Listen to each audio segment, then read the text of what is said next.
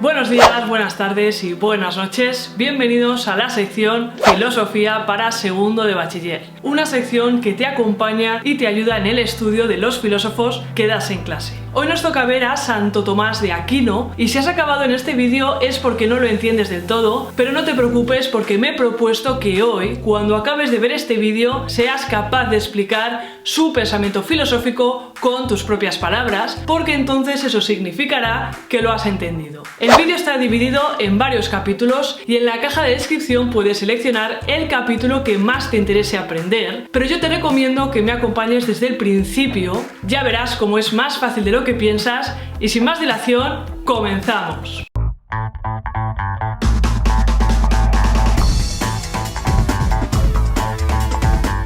Tomás de Aquino nació en la pequeña ciudad de Aquino, entre Roma y Nápoles. Vivió en el siglo XIII, por lo tanto hay que situarle en la Edad Media. Y de esta época hay que destacar tres factores que influirán en su pensamiento filosófico. Primer factor, en la Edad Media se fundan las primeras universidades. Tomás de Aquino, con 14 años, se marchó a estudiar a la Universidad de Nápoles y es ahí donde se dan dos acontecimientos muy importantes de su vida, que son los otros dos factores que explican y resumen su contexto histórico y filosófico. Por lo tanto, segundo factor, también en la Edad Media se funda la Orden de los Dominicos, una orden mendicante caracterizada por tener un estilo de vida basado en la pobreza y también por el estudio y la enseñanza de la filosofía y de la teología. Tomás de Aquino, que tenía una gran pasión por el estudio y la enseñanza y también una gran convicción con el ideal de pobreza, decide ingresar en esta orden pese a una durísima oposición familiar.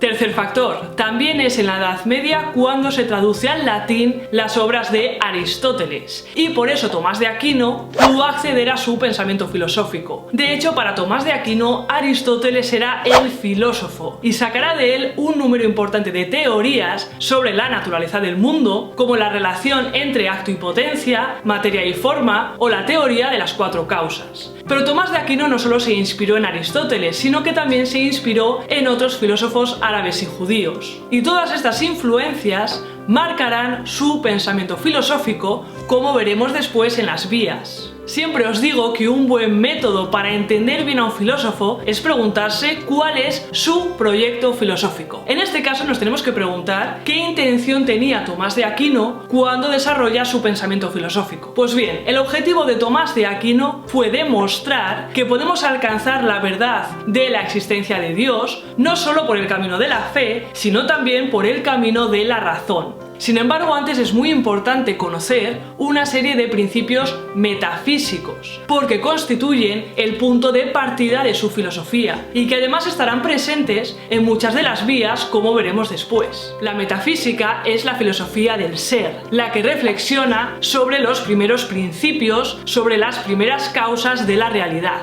Tomás de Aquino se inspira en Aristóteles y admite los mismos principios que él a la hora de desarrollar la filosofía de la naturaleza y la metafísica. Definir el movimiento como el paso de ser en potencia a ser en acto, afirmar que todos los cuerpos están compuestos por materia y forma y aceptar el principio de causalidad a través del cual decimos que todo tiene una causa y un efecto. Pero la necesidad de conciliar a Aristóteles con el cristianismo le llevará a introducir una nueva estructura metafísica, una nueva estructura de la realidad, inspirándose en otros filósofos como Platón o Avicena. Por eso lo que vamos a ver ahora es quizá la parte más original de su filosofía, la distinción entre esencia y existencia. Inspirado en Avicena, Tomás de Aquino parte de la distinción entre esencia y existencia para explicar la diferencia entre Dios y el resto de seres. Lo primero que podemos decir sobre todas las cosas que nos rodean es que son, pero la palabra ser, el verbo ser, tiene un doble significado o un doble sentido. Cuando decimos de algo que es, nos referimos a su existencia, al acto de ser.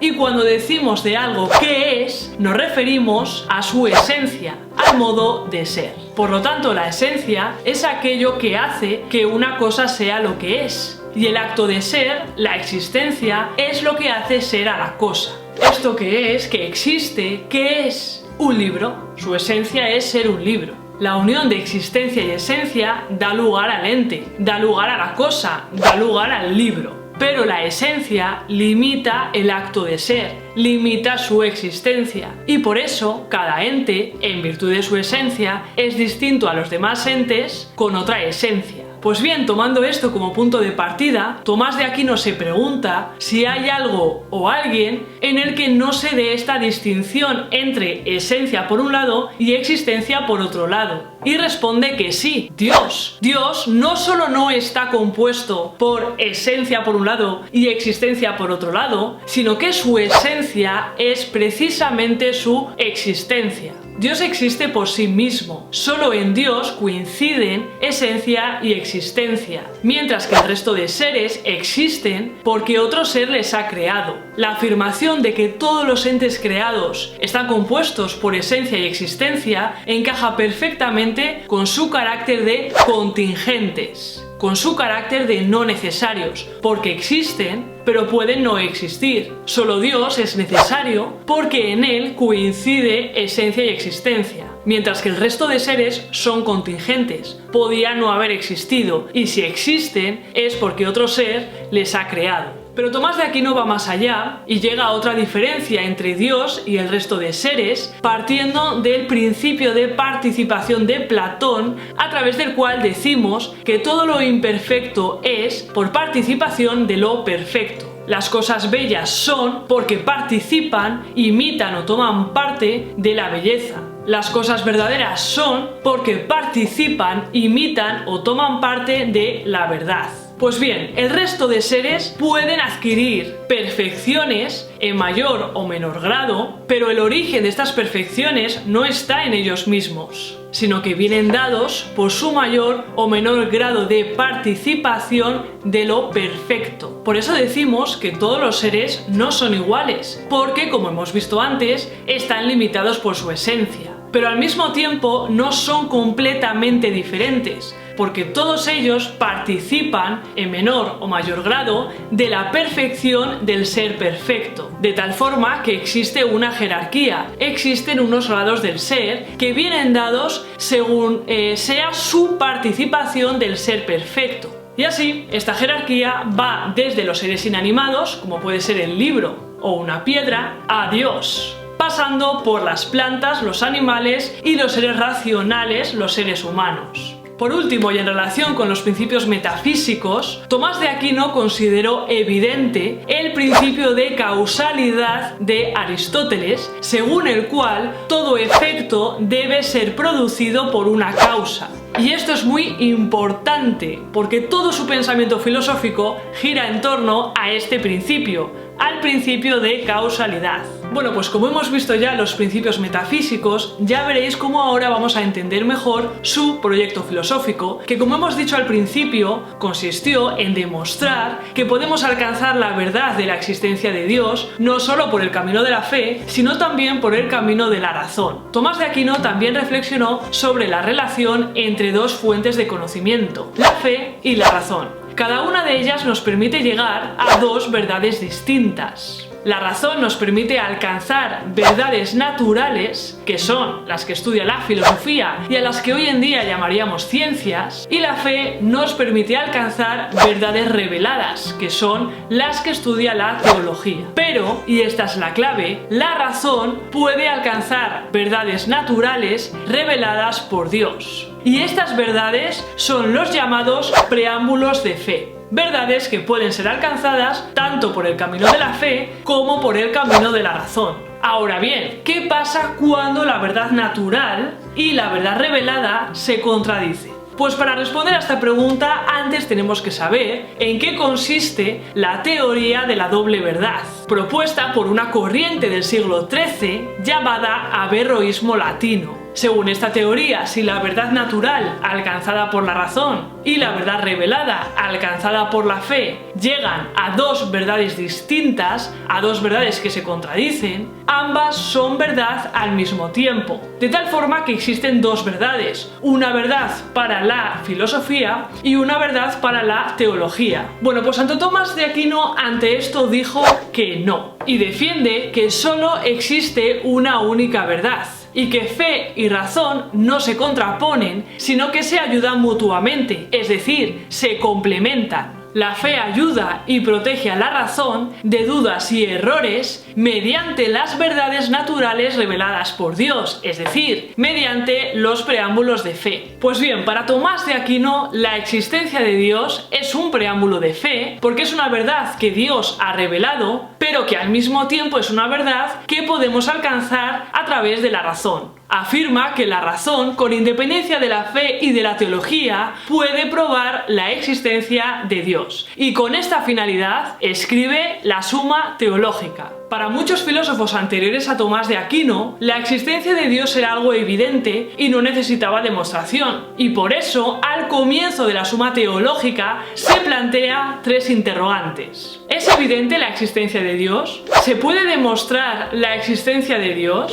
¿Cómo es demostrable la existencia de Dios? A la primera pregunta, Tomás de Aquino responde que la existencia de Dios es evidente en sí misma, pero no para nosotros. Es evidente en sí misma porque la existencia es una propiedad que se incluye en la esencia de Dios. Antes hemos visto en los capítulos de los principios metafísicos que la esencia de Dios es precisamente su existencia. Por lo tanto, para Dios es evidente que existe, pero no para nuestro conocimiento, porque no sabemos en qué consiste la esencia de Dios. A la segunda pregunta, Tomás de Aquino responde que sí, que es posible demostrar la existencia de Dios, pero si se utiliza el método adecuado y parte del principio de causalidad, que es el que hemos visto antes, y distingue dos clases de demostración. En primer lugar, la que va de la causa al efecto, es decir, una demostración a priori, y en segundo lugar, la que va del efecto a la causa, es decir, una demostración a posteriori.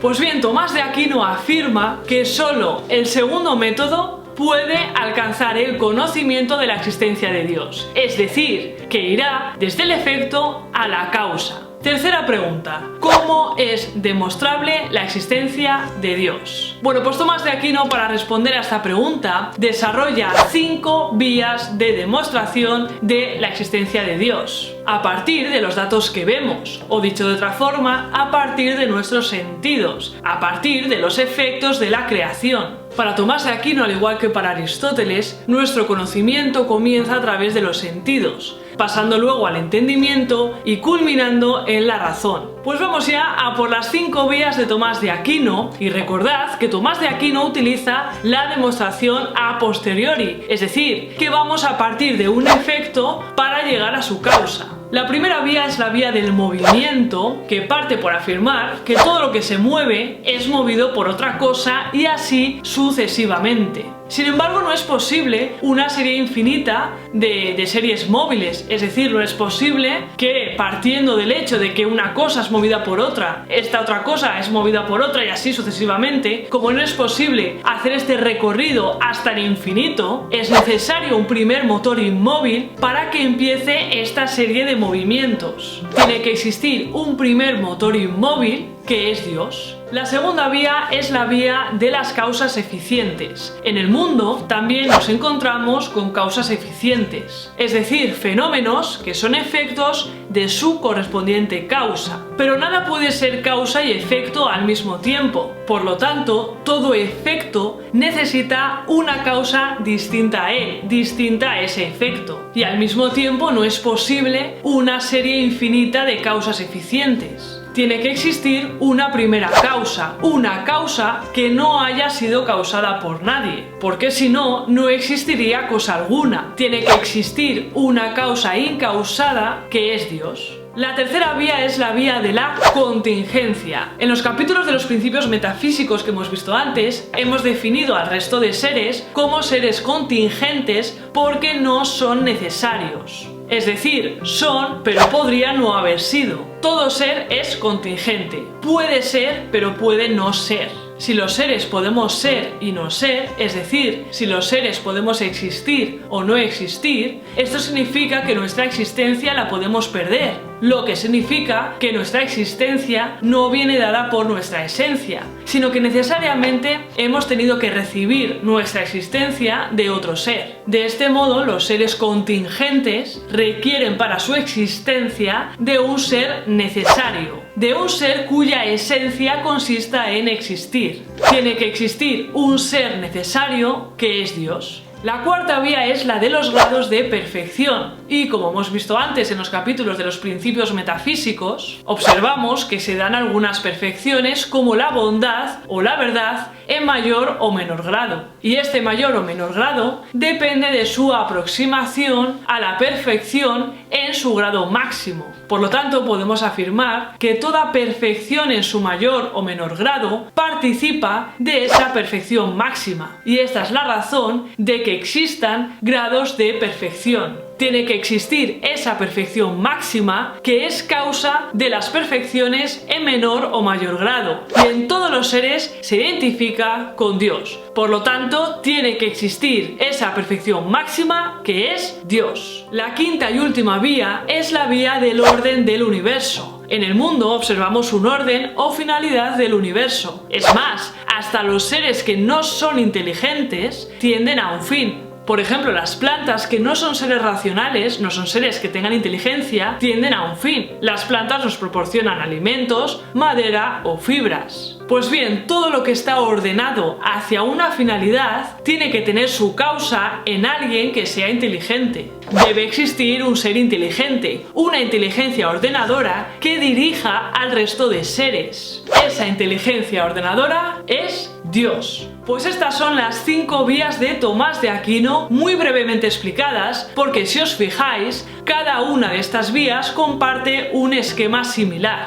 En primer lugar, se parte de un hecho que puede ser observado por nuestros sentidos, o dicho de otra forma, parte de un hecho de la experiencia. En segundo lugar, a ese hecho de la experiencia se le aplica el principio de causalidad, con el fin de buscar la causa que explique la existencia del hecho observado. En tercer lugar, una vez encontrada esa causa, afirmaremos que no es posible una serie infinita de causas, porque eso significaría la no existencia de una causa primera, y sin una causa primera no pueden tener lugar las demás causas y sus respectivos efectos. Y por último, y en cuarto lugar, llegaremos a la conclusión de que tiene que existir una primera causa, una causa incausada que es Dios. Bueno, pues para comprender mejor las 5 vías de Tomás de Aquino, vamos a coger por ejemplo una de ellas, la segunda vía, la de las causas eficientes, y vamos a aplicar esta estructura similar. Punto de partida: un hecho de la experiencia, es decir, algo que podemos percibir por nuestros sentidos. Y en el mundo observamos que existen causas eficientes. Después aplicamos el principio de causalidad